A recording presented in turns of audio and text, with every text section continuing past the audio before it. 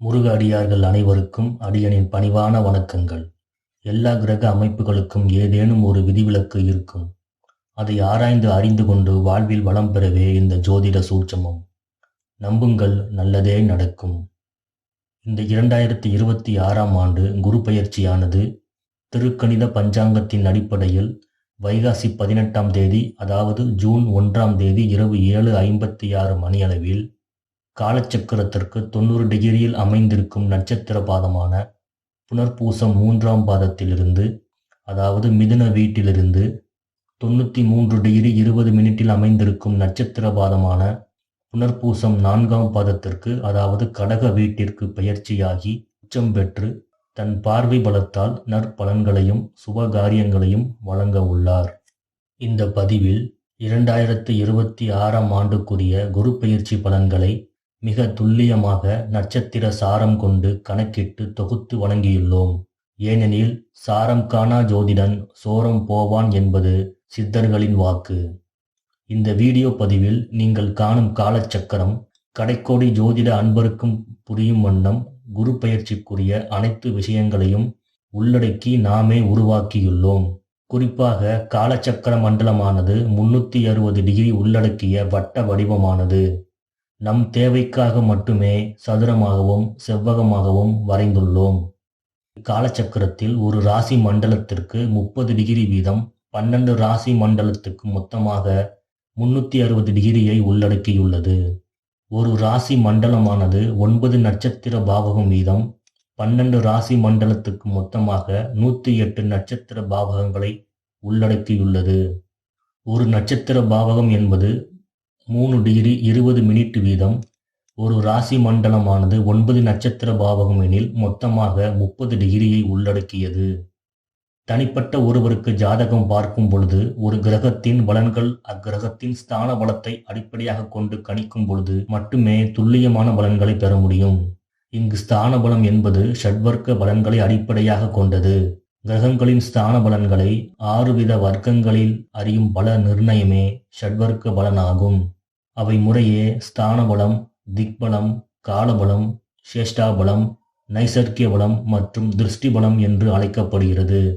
இருப்பினும் பொது பலன்கள் பார்க்கும் பொழுது ஷட்வர்க்க பலன்களில் ஸ்தான பலத்தை மட்டுமே கருத்தில் கொண்டு கணிக்கும் பொழுது கிட்டத்தட்ட துல்லியமான பலன்களை பெற முடியும்.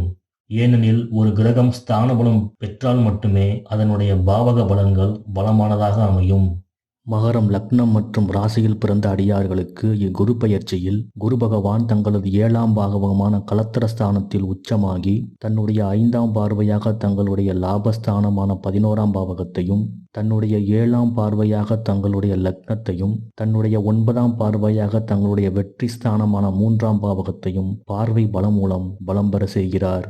குரு பகவான் தன் சுய சாரமான புனர்பூசம் 4ஆம் பாதத்தில் ஜூன் 1 முதல் ஜூன் 18 வரை பயணிக்கும் 18 நாட்களில் ஏற்படும் பலன்கள். ஜென்ம ராசி மற்றும் லக்னத்திற்கு 2, 5, 7, 9 மற்றும் 11ஆம் இடங்களில் குரு பகவான் சஞ்சரிக்கும் காலம் குரு நோக்கம் உள்ள காலமாக கருதப்படுகிறது. மேலும் மகர லக்ன ராசிக்காரர்களுக்கு தங்களுடைய 7ஆம் பாவகத்தில் உச்சமாகி தங்களுடைய வெற்றி மற்றும் லாபஸ்தானத்தை பார்வையிடுவதால் ஜூன் 1 முதல் உங்களுக்கு இதுவரை இல்லாத வகையில் பல வகையில் பொன் பொருள் சேர்க்கை ஏற்படுவதற்கு தேவையான பணம் 3ஆம் பாவகத்தின் இயக்கம் மூலம் நீங்கள் செய்யும் செயல்களில் ஏற்படும் வெற்றி மூலம் வரும். யோசிக்காமல் செய்த செயல்களில் கூட பெரும் லாபம் உண்டு. உற்சாகத்தோடு செயல்படுவீர்கள். சுய முயற்சிகள் வெற்றி பெறும். மனதில் ஏற்படும் ஆசைகள் உடனடியாக நிறைவேறும். கேந்திரஸ்தானத்தில் குரு உச்சமாகி ஏற்படும் ஹம்சயோகம் என்பது குரு லக்ன சுபராக இருப்பதால் மட்டுமே ஏற்படும். இருப்பினும் குரு லக்ன பாபராக இருப்பதால் ஹம்சயோகம் மகர லக்னக்காரர்களுக்கு முழுமையாக செயல்படாமல் போனாலும் அதற்கு இணையான பலன்களை இக்காலகட்டத்தில் கண்டிப்பாக பெறுவீர்கள். ஏனென்றால் லக்ன பார்வை புதிய தெளிவையும், 3ஆம் பார்வை செய்யும் செயல்களில் வெற்றியும், 11ஆம் பாவகத்தின் பார்வை செய்த செயல்களினால் ஏற்படும் லாபத்தையும் மற்றும் சக ஊழியர்களின் ஒத்துழைப்பையும் வேலையாட்களின் அர்ப்பணிப்பு உணர்வையும் அதிகரிக்கும். அதிகரிக்கும். இதன் மூலம் வியாபாரங்களும் தொழில்களும் இக்காலகட்டத்தில் மகர லக்ன ராசிக்காரர்களுக்கு மிக சிறப்பாகவே இருக்கும். கவலைகள் வேண்டாம். சனி பகவானின் ஆதிபத்தியம் கொண்ட பூசம் நட்சத்திர சாரத்தில் ஜூன் 18 முதல் ஆகஸ்ட் 10 வரை பயணிக்கும் 53 நாட்களில் ஏற்படும் பலன்கள். இக்காலகட்டத்தில் உடன் பிறந்த இளைய மற்றும் மூத்த சகோதர சகோதரிகளின் உறவுகளின் தன்மை இனிமையாகவும் ஒருவருக்கொருவர் லாபகரமானதாகவும் இருக்கும். சித்தப்பா உறவுகளின் ஆளுமை அதிகரிக்கும். இழுபறி வழக்குகள் நல்ல முடிவுக்கு வரும். இயந்திர தொழிற்சாலைகள் லாபகர முறையில் இயங்கும். நீண்ட கால நண்பர்கள் பக்க பலமாக மாறுவார்கள். மன வாழ்வில் மகிழ்ச்சி அதிகரிக்கும். பார்ட்னர்ஷிப் தொழில்கள் நன்கு நடைபெறும். நீண்ட காலமாக வரன் தேடியவர்களுக்கு இது சிறப்பான காலம். நல்ல வரன்கள் கிடைத்து திருமணங்கள் மனம் போல் இனிதே நடந்தேறும். சிறப்புகள் உண்டு. குறிப்பாக மறுமணத்திற்காக காத்திருந்தவர்களுக்கும் மனம் போல் விரும்பிய வரனுடன் திருமணங்கள் நடந்தேறும். தங்களுக்கு இதுவரை இருந்து வந்த கிட்னி, அடிவயிறு மற்றும் கர்ப்பப்பை சம்பந்தமான உபாதைகள் நீங்கும். உடல் ஆரோக்கியம் மேம்படும். எதிலும் பிடிப்பு இல்லாமல் செயல்பட்டு கொண்டிருந்த காலம் மாறி தற்போது சுறுசுறுப்புடன் இனம் புரியாத தன்னம்பிக்கையுடன் செயல்படுவீர்கள். குறிப்பாக தகவல் தொடர்பு துறையில் உள்ளவர்கள் அல்லது அதை பயன்படுத்தும் மார்க்கெட்டிங் துறையில் இருப்பவர்களுக்கும் இது மிகச்சிறப்பான காலம். தோள்பட்டையில் இருந்து வந்த வலிகள் நீங்கும். மனதில் தோன்றியதை உடனே செய்து முடிப்பீர்கள். புதனின் ஆதிபத்தியம் கொண்ட ஆயில்யம் நட்சத்திர சாரத்தில் ஆகஸ்ட் 10 முதல் அக்டோபர் 31 வரை பயணிக்கும் 82 நாட்களில் ஏற்படும் பலன்கள். தங்களுடைய பாக்கியாதிபதியான புதன் நட்சத்திர சாரத்தில் குரு பகவான் பயணிக்கும் போது மிக உன்னதமான பலன்கள் கிடைக்கப் பெறுவீர்கள்.